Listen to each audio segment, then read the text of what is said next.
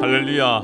6월 첫 번째 월요일입니다. 오늘부터 우리는 2주 동안 예레미야 애가를 묵상하게 될 것입니다. 책 이름은 말 그대로 애가입니다. 아주 슬픈 노래이죠. 총 5장인데요. 1절의 첫 단어를 슬프다로 시작하는데 원어가 에카입니다. 한글로 번역하면 마치 상을 당한 여인이 아이고 아이고 하는 속 깊은 단식이죠.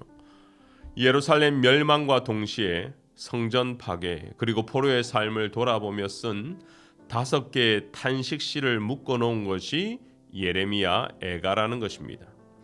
조금 독특한 특징이 있는데요. 히브리어는 알파벳이 22개입니다. 지금 우리가 삼행시가 유행하는 것처럼 그 당시에 이 알파벳 22개를 가지고 첫 글자를 따서 지은 시, 그러다 보니 1장, 2장, 4장, 5장의 절수를 한번 확인해 보실래요? 딱 22절로 마칩니다.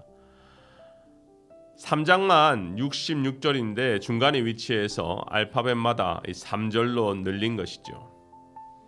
예루살렘은 주전 586년 바벨론에게 무너졌습니다. 모든 도시가 전멸되어 사라지게 되었지요. 애가는 이런 고통과 환난 속에서 쓴 추모시입니다. 그 중에서도 오늘은 첫 번째 시 1장, 제가 대표 구절을 읽어드리겠습니다. 17절입니다. 시온이 두 손을 폈으나 그를 위로할 자가 없도다. 여호와께서 야곱의 사방에 있는 자들에게 명령하여 야곱의 대적들이 되게 하셨으니 예루살렘은 그들 가운데 있는 불결한 자가 되었도다. 오늘 본문의 내용을 보면 예루살렘을 시온의 딸 과부로 의인화하고 있습니다. 그녀가 시장 바닥에 홀로 엎드려 완전 비탄에 빠진 것이죠. 그래서 성경은 이렇게 말합니다. 죄로 인해 시온의 영광은 이미 떠났고 예루살렘은 조롱거리가 되었고 백성은 고통 가운데 사로잡혀 포로가 되었고 대적이 모든 보물과 재산을 강탈했으며 이방인들이 성전을 더럽혔고 백성은 다 굶주리고 탄식하더라. 그런데요, 가장 큰 고통은 주위의 이러한 상황 속에서도 그 누구도 위로자가 없다는 현실입니다. 당사자 홀로 그 고통을 감내할 수밖에 없다라는 것이죠. 저는 오늘 애가 1장을 이 본문을 가지고 2가지로 묵상하고자 합니다. 첫 번째는 심판을 받아 고통 가운데 울더라도 다시 하나님 앞에 호소해야 한다라는 것입니다. 이것은 제발 나를 좀 불쌍히 여겨달라는 아주 간절한 기도입니다. 여러분, 예수님이 시돈 지방에 들어가셨을 때 한 이방 여인을 만나게 되었죠. 그 여인은 예수님께 이렇게 요청을 했습니다. 여자가 와서 예수께 절하여 이르되 주여 저를 도우소서. 그때 주님의 대답은 충격적입니다. 자녀의 떡을 개들에게 던짐이 마땅하지 아니하니라. 자녀의 아픔 속에서 어미로서 고통과 절망 가운데 들은 예수님의 대답은 아주 매몰찬 거절이었습니다. 그리고 인격 모독이었습니다. 그럼에도 그 여인은 주여 올소이다마는 개들도 제 주인의 상에서 떨어지는 부스러기를 먹나이다. 그 고통 가운데 모든 것을 내려놓은 이 고백이 우리의 모습을 되돌아보게 합니다.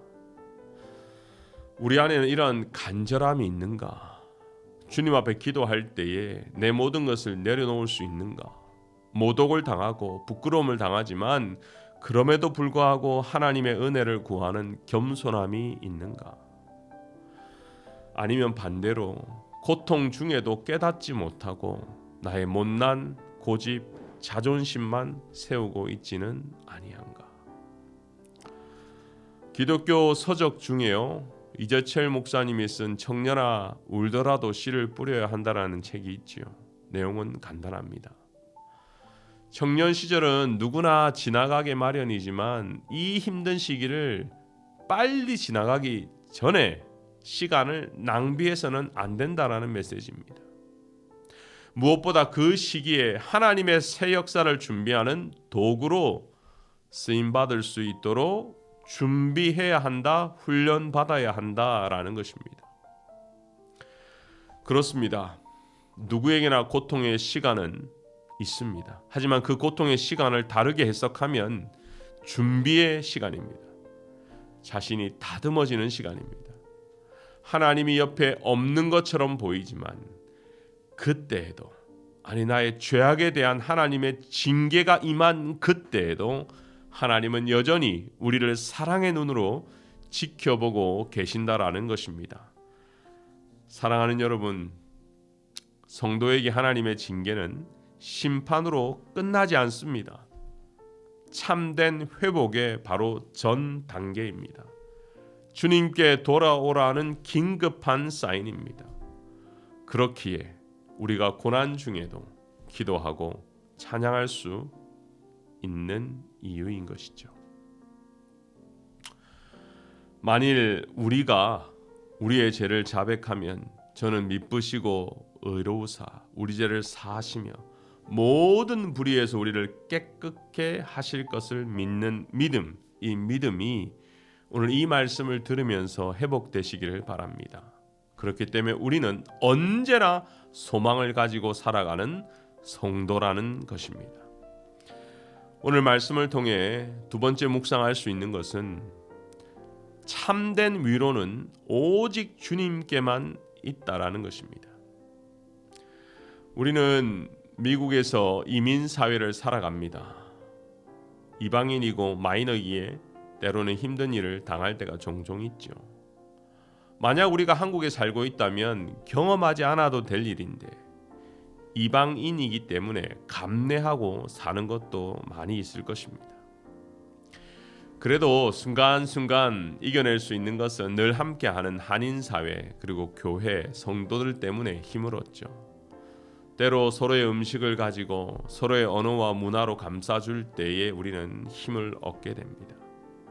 그런데요, 이웃의 위로는 한계가 있습니다. 국가 간의 동맹도 마찬가지입니다. 유다가 몰락했음에도 그들의 손을 잡아주고 위로하는 동맹국은 없었습니다. 예레미야는 이 사실을 경험하여 더욱더 통곡했습니다. 동맹국들은 유다가 위기에 찾아오면 언제든지 함께하리라 약속은 했겠지만 결정적인 순간에 도움의 손길은 없었습니다. 지금의 한미동맹, 한일동맹 다 마찬가지입니다. 서로의 이익을 위해서 동맹을 하는 것이지 그들에게 큰 기대를 할 수 없는 것이 외교이고 현실입니다. 그렇기 때문에 우리는 오직 주님께 우리의 시선을 고정하는 훈련을 지금부터 해야 합니다. 시편 121편 1, 2절을 보면 이렇게 고백을 하죠. 내가 산을 향하여 눈을 들리라. 나의 도움이 어디서 올꼬? 나의 도움은 천지를 지으신 여호와에게로서로이다. 아멘. 힘들고 어려울 때 같은 해 아래 살고 있는 인생들에게 위로를 찾으려고 애쓰지 마시기를 바랍니다. 이때 우리는 눈을 들어 위를 바라보는 오늘 하루 되시기를 바랍니다. 위에 계신 분, 천지를 말씀으로 창조하신 분, 전지전능하신 여호와 하나님만이 우리의 참된 위로자요 진정한 도움이 될 수 있습니다. 그분은 지금도 이 묵상을 통해서, 말씀을 통해서, 설교를 통해서 말씀하고 계십니다. 이 말씀을 나의 말씀으로 받을 때에 여러분의 인생 가운데, 삶 가운데 참된 위로를 얻으시기를 주의 이름으로 축원합니다. 새 교회 건축을 위한 기도를 함께 드리도록 하겠습니다. 하나님이 예비하신 약속의 땅을 구입하게 하시니 감사합니다. 건축이 진행되는 동안 담임 목사님과 모든 교육자들에게 말씀과 기도가 충만하고 강력한 성령의 임재가 있게 하옵소서. 당회와 모든 재직에게 리더십을 주시고 지혜와 성령으로 충만케 하시며 맡은 사역을 잘 감당하게 하옵소서. 수고하는 건축위원들이 날마다 새 힘을 얻게 하시고 진행되는 건축 과정마다 성도들과 잘 소통하며 세밀한 부분까지 살펴 안전하고 순탄하게 하옵소서. 교회 건축에 참여하는 모든 분들이 기쁨으로 맡겨진 일을 성실하게 정직하게 잘 감당케 하시고 끝까지 최선을 다해 섬기게 하옵소서. 함께 기도합니다. 은혜가 풍성하신 하나님, 6월 첫 주를 맞이해서 하나님의 말씀을 함께 묵상했습니다. 이 땅을 바라보고 참된 위로자를 찾지 않게 하여 주옵소서. 힘들고 어려울 때에 도리어 고개를 들고 하늘을 바라보며 주님을 소망하는 한 분 한 분이 되게 하여 주옵소서. 무엇보다 하나님의 말씀으로 위로받게 하여 주시고 하나님의 말씀이 우리의 기준이 되게 하시고 하나님의 말씀으로 기도할 때에 우리가 날마다 성장하고 성숙하는 모든 성도가 되게 하여 주옵소서. 혹 우리 성도들 가운데 이 땅을 둘러보며 위로자가 없다 하며 한탄하고 있는 성도가 있습니까? 주여, 사랑하는 성도들이 주의 말씀과 예수 그리스도의 사랑을 가지고 찾아가며 그들을 위로할 때에 참된 성도의 교제가 있게 하여 주옵소서. 감사합니다. 예수님의 이름으로 기도합니다.